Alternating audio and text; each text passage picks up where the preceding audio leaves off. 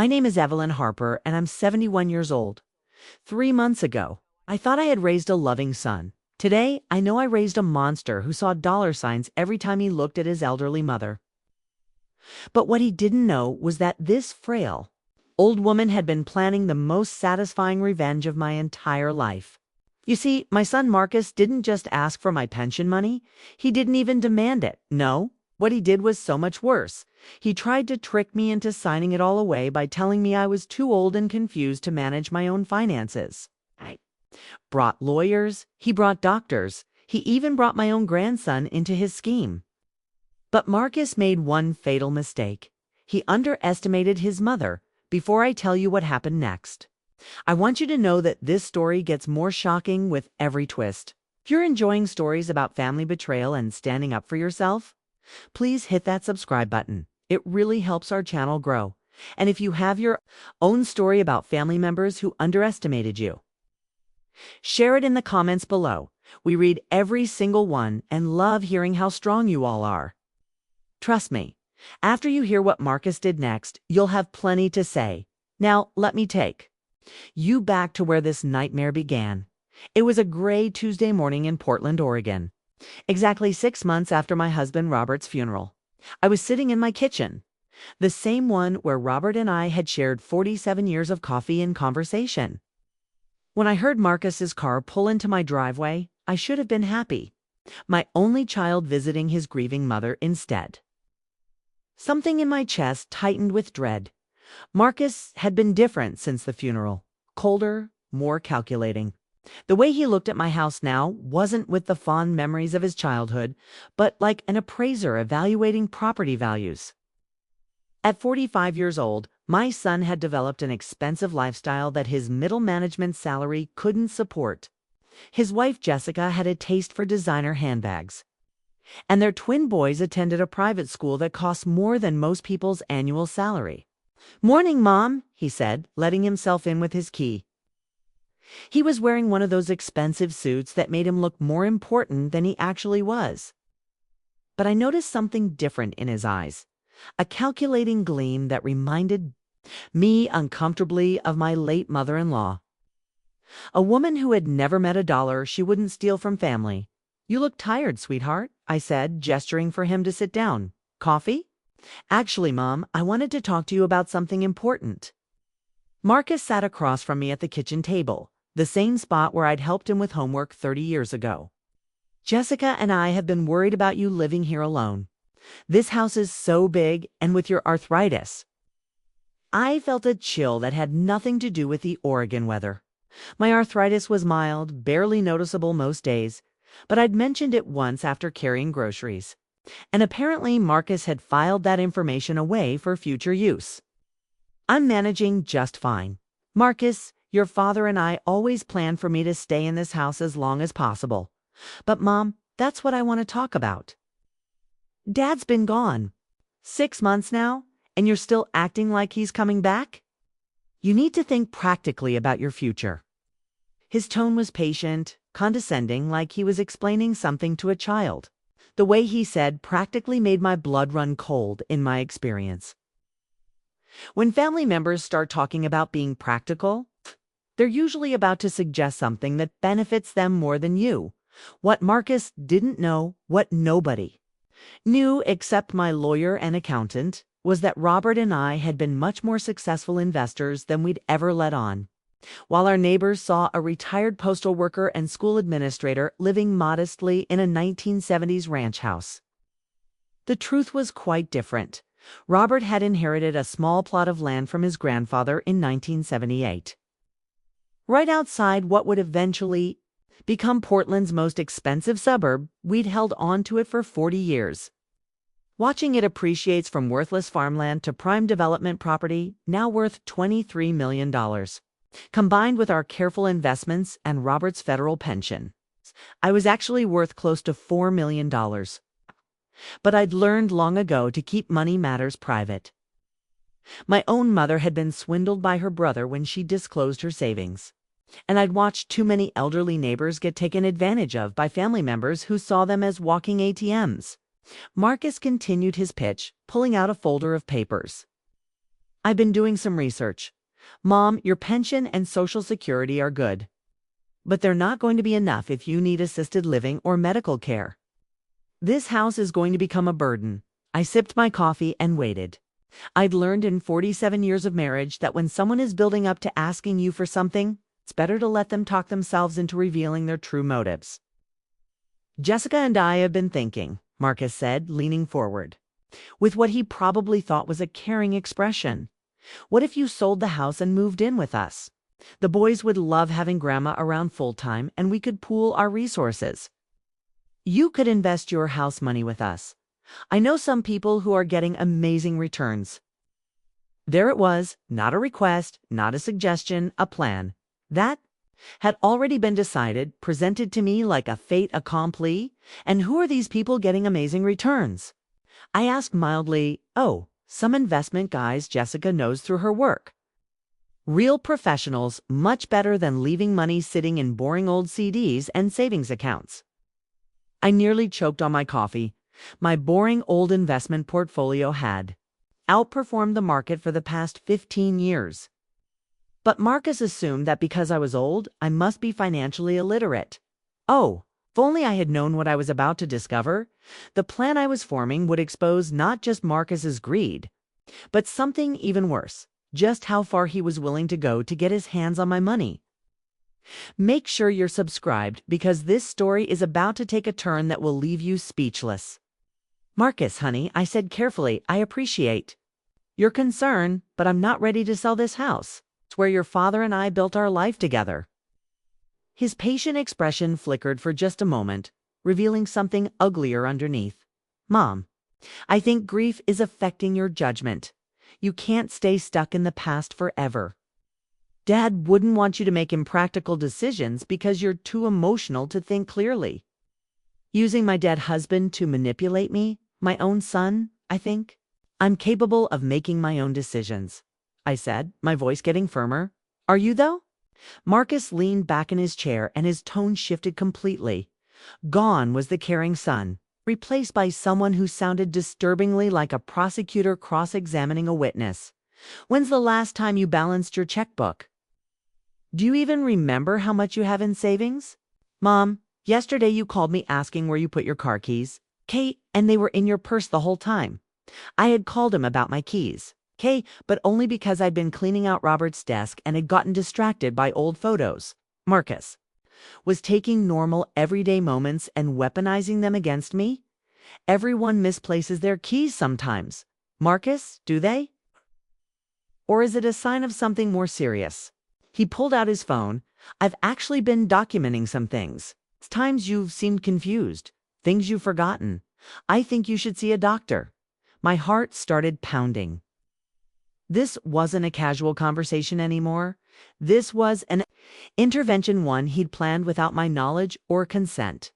The front door opened and I heard familiar voices. Jessica walked in, followed by my 19-year-old grandson Tyler, who should have been at college but was inexplicably here on a Tuesday morning. Hi, Grandma Evelyn, Tyler said, but he wouldn't meet my eyes. Jessica gave me a tight smile that didn't reach her eyes. I asked them to come, Marcus said. We're all worried about you, Mom. This isn't about money, it's about your safety and well-being. But I could see Jessica's eyes doing a quick inventory of my kitchen, calculating the value of my appliances, my furniture, my life. And Tyler, my sweet grandson who used to spend summers here building blanket forts, was fidgeting with shame, clearly uncomfortable with whatever he'd been asked to do. Tyler, sweetheart, don't you have classes today? I asked. Yeah, but Dad said this was important. Grandma, are you okay? Dad says you've been acting weird. Marcus jumped in before I could answer. Tyler's been worried about you too, Mom. We all have. That's why we think it's time to make some changes. I realized I was being cornered in my own home by my own family. But what they didn't know was that this retired school administrator had dealt with plenty of manipulative teenagers and parents over the years. I knew a setup when I saw one. I think you should all leave now, I said quietly. Mom, we're not trying to upset you, Jessica said in a voice dripping with fake sweetness. We just want what's best for you. What you want is for me to sell my... How's Zen give you the money to invest with your friends? I said bluntly. The answer is no. Marcus's mask slipped completely then. Fine, Mom. I didn't want to do this the hard way. But you're clearly not capable of making rational decisions anymore. Have already consulted with an attorney about getting power of attorney. The room went silent. Tyler looked shocked, apparently. He hadn't known the plan went that far. Dad, what? Tyler said I thought we were just going to talk to her. Sometimes adults have to make difficult decisions. Tyler, Marcus said, not taking his eyes off me. Mom, I'm trying to do this with your cooperation, but I don't need it. I have documentation of your declining mental state. I have witnesses to your confusion and poor judgment. He gestured around the room like he was presenting evidence in court. Look at this place. You're living in the past, surrounded by clutter and memories. You called me 3 times last week asking the same questions. You forgot Tyler's birthday last month. I hadn't forgotten Tyler's birthday. Sfut sent him a card and a check. But apparently, Marcus had decided not to mention that you have 2 choices, Marcus continued.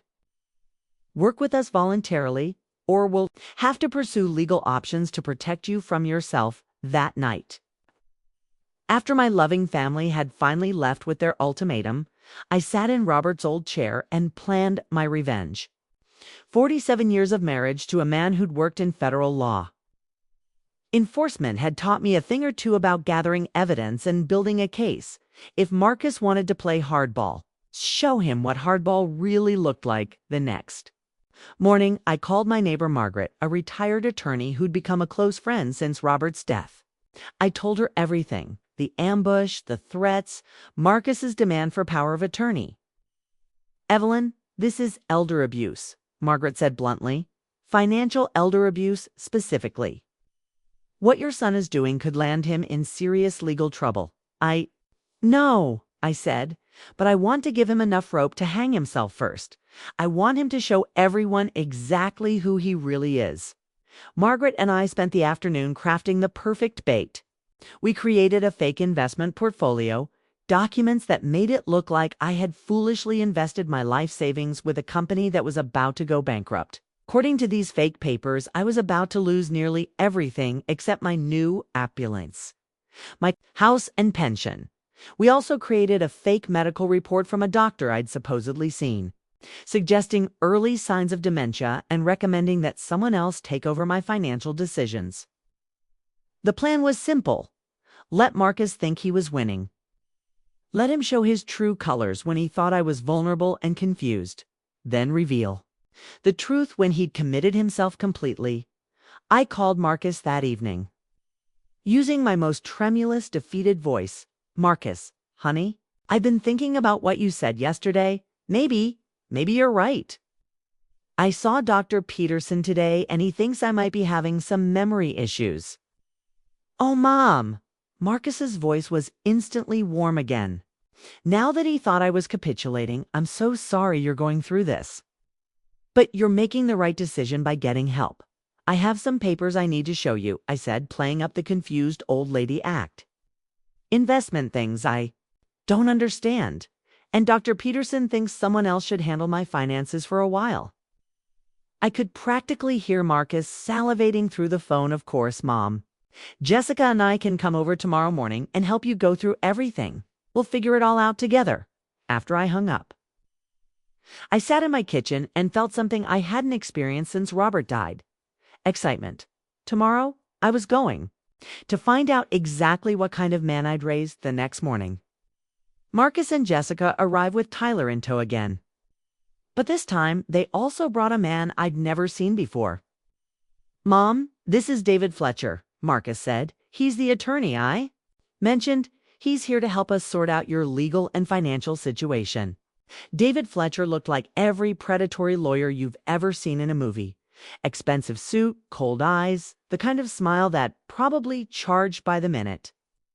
I played my part perfectly, acting confused and overwhelmed as I handed over the fake documents. I watched Marcus's eyes light up as he read about my devastating investment losses.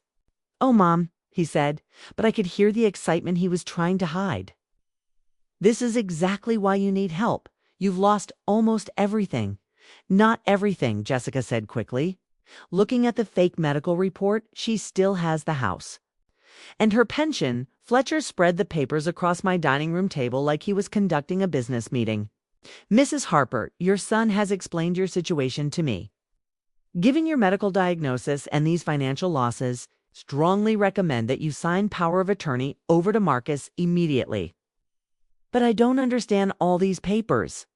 I said in my most helpless voice. You don't need to understand them, Mom, Marcus said, his patience sounding forced. That's what I'm here for. Just sign where Mr. Fletcher shows you. Fletcher had already prepared the power of attorney documents, apparently. They'd been planning this ambush for days. But then Tyler spoke up, and my heart broke. Wait, Tyler said, looking at the papers. Grandma, are you sure about this? Maybe you should have your own lawyer look at these first. Marcus turned on his own son with a fury that shocked everyone in the room. Tyler, we've discussed this. Your grandmother is not capable of making these decisions anymore. She needs protection. From herself, but Dad, she seems fine to me. A little sad, maybe, but not Tyler. Marcus's voice was ice cold. If you can't be supportive of what's best for your grandmother, then you can leave. The look on Tyler's face was devastating. He was realizing that his father had lied to him, manipulated him, used him as a prop in this financial shakedown. I think I should go, Tyler said quietly, looking at me with something like shame. Tyler, wait, I started to say, but Marcus. Cut me off. Let him go, Mom. He's young and doesn't understand how complicated adult situations can be. As Tyler walked toward the door, he turned back and looked at me with an expression I'll never forget, like he was seeing his father clearly for the first time in his life. I'm sorry, Grandma, he whispered. I didn't know it was going to be like this. After Tyler left, the atmosphere in the room became openly predatory, with no witnesses who might object. Marcus dropped any pretense of caring about my well-being. Now then, Mom, Fletcher said, producing a pen. Let's get these signed so we can start protecting your assets. What exactly will happen to my pension? I asked Marcus, and Jessica exchanged a look. Well, Mom, given your situation, it would be smarter to have me manage your pension. I can set up direct deposit into an account I'll oversee. Make sure your bills get paid. Handle your medical expenses. So, you'll control all my money. I'll control it for you, Mom. It's the responsible thing to do.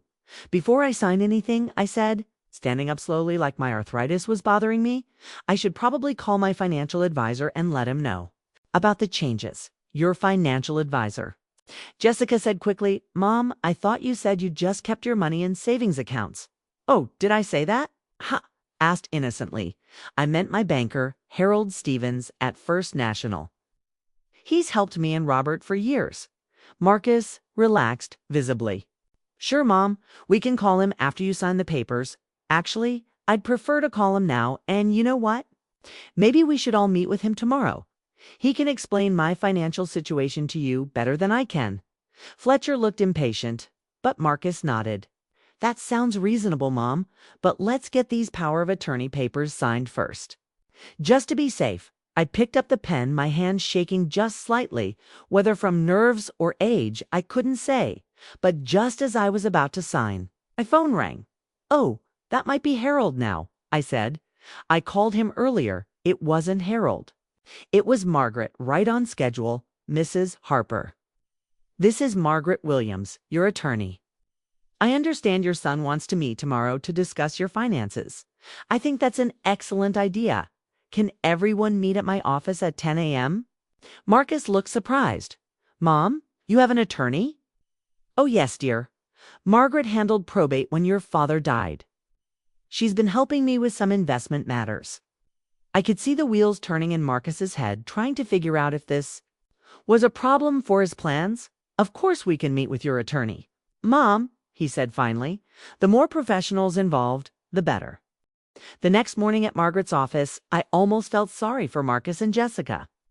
They walked in expecting to meet with some small-town lawyer who'd rubber-stamp their power grab. Instead, they found themselves in a conference room with Margaret.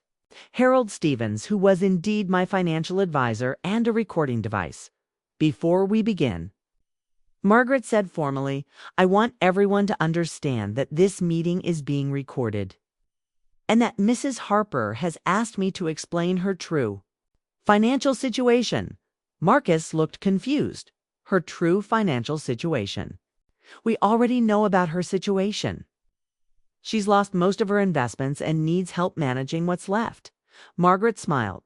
It wasn't a nice smile, Mr. Harper.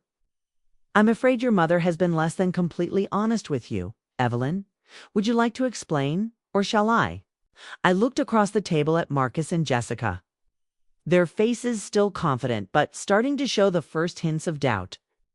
Marcus, dear, I said in my normal, perfectly clear voice, no tremor, no confusion. I lied to you about everything, Harold. Opened a folder and spread out my real financial statements. Mrs. Shear, Harper currently has assets totaling approximately $42 million, including real estate, investments, and retirement accounts. Her portfolio has been consistently outperforming the market. The color drained from Marcus's face. The medical report was fake. I continued. The investment losses were fake. The confused old lady act was fake. But your willingness to steal my pension, manipulate your own son, and put me in a home to get your hands on my money, that was very real. Jessica's mouth was opening and closing like a fish out of water. Furthermore, Margaret said, consulting her notes, threatening to pursue power of attorney based on fabricated evidence of mental incompetence constitutes elder abuse under Oregon state law. The penalties can include both criminal charges and civil liability. Marcus finally found his voice. Mom, we weren't trying to steal anything. We were trying to help. Help yourselves, I said coldly. Marcus, I recorded our conversation yesterday. I have witnesses to your threats. I have documentation of your attempts to manipulate Tyler into supporting your scheme. I pulled out my phone and played back the recording of Marcus saying he would pursue legal options to protect me from myself if I didn't cooperate. That sounds like coercion to me, Margaret said. Harold, what do you think? As someone who's worked in elder financial protection for 20 years, Harold said, I'd say this is one of the clearest cases of attempted financial elder abuse I've ever seen. Fletcher, who had been silent this entire time, suddenly stood up. I was not aware of the family dynamics here. I was simply providing legal services based on information provided by my client. Your client who lied to you about his mother's mental state and financial situation. Margaret said mildly, I hope you got paid up front, Mr. Fletcher. Fletcher was out the door before anyone could say another word. Marcus was staring at me like he'd never seen me before. Mom, I don't understand. If you have all this money, why are you living in that old house? Why do you drive that old car? Because I learned long ago that flashing money around attracts the wrong kind of attention. I said, apparently, it attracts the wrong kind of attention from family, too. But we're struggling. Mom, Jessica lost her job. The boys' school is expensive. We have credit card debt. So you thought you'd solve your money problems by stealing mine? Jessica finally spoke up, her voice small and ashamed. Evelyn, we never meant for it to go this far. Marcus said you were getting confused, that you needed help. What I needed, I said, was for my son to ask for help honestly if he was in financial trouble. What I didn't need was to be ambushed, threatened, and manipulated in my own home. Marcus was crying now, which was something I hadn't seen since he was 12 years old. Mom, please, I'm sorry. I was desperate. I know I handled this all wrong, but I love you. I would never actually hurt you. But you were willing to put me in a home and take control of my money based on lies. Yes, God, yes, I was. I don't know what happened to me. The stress, the bills, Jessica's pressure. It doesn't excuse anything. But I lost my way. I looked at my son, really looked at him, and saw not the greedy monster I'd been fighting, but a middle-aged man who'd made terrible choices and was finally facing the consequences. Margaret, I said, what would happen if I decided not to press charges? That would be entirely up to you, Evelyn. but I would recommend some sort of legal agreement to ensure this never happens again. I thought about Tyler's face when he'd realized what his father was really doing. I thought about my grandsons, who didn't deserve to have their father go to prison. And I thought about Robert, who had always believed in second chances. Here's what's going to happen, I said. Marcus, you're going to sign a legal document promising never to interfere with my finances again. You're going to apologize to Tyler for manipulating him. And you're going to get financial counseling to learn how to manage money properly. Anything, Mom, anything you want. And if you're really in financial trouble, you come to me honestly. And we discuss it like adults. No lies, no manipulation, no schemes. Marcus nodded frantically. But Marcus, I said, my voice getting hard again, if you ever try anything like this again, if you ever lie to me, threaten me, or treat me like I'm incompetent, you'll find out just how sharp this old lady can be. Are we clear? Yes, Mom, crystal clear. 6 weeks later, Tyler came to see me. He'd been avoiding family gatherings since the confrontation, too ashamed of his role in Marcus's scheme. Grandma, I owe you such a huge apology, he said, sitting in the same kitchen chair where Marcus had threatened me. I should have known something was wrong. I should have stood up for you, Tyler, sweetie. You were manipulated just like I was. The difference is, you recognized it was wrong and tried to stop it. But I didn't stop it, I just left. Sometimes walking away from a bad situation is the bravest thing you can do. I told him, you showed more integrity in that moment than your father had shown in months. Tyler looked so much like Robert when he was troubled, the same furrow in his brow. It's the same way of staring at his hands when he was thinking hard. About something, Grandma.